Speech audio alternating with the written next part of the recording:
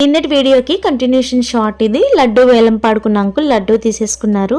ఇంకా చిన్నగా వినాయకుడిని కూడా కదిపించి అందరూ కలిసి చాలా జాగ్రత్తగా పట్టుకొని వినాయకుడిని లారీలోకి ఎక్కించారు. ఇంకా అదే లాస్ట్ డే కాబట్టి మళ్ళీ నెక్స్ట్ ఇయర్ వరకు వినాయకుడిని చూడలేం కదా, అందుకని చెప్పేసి క్వార్టర్స్ లో ఉన్న వాళ్ళు ఏంటి, ఎంప్లాయీస్ ఏంటి, అందరూ వచ్చి ఒకసారి ఫైనల్ గా ఆ గణపయ్యని దర్శనం చేసుకున్నారు. ఫైనల్ గా హారతిచ్చి కొబ్బరికాయ కొట్టిన తర్వాత ఊరేగింపు మొదలైంది.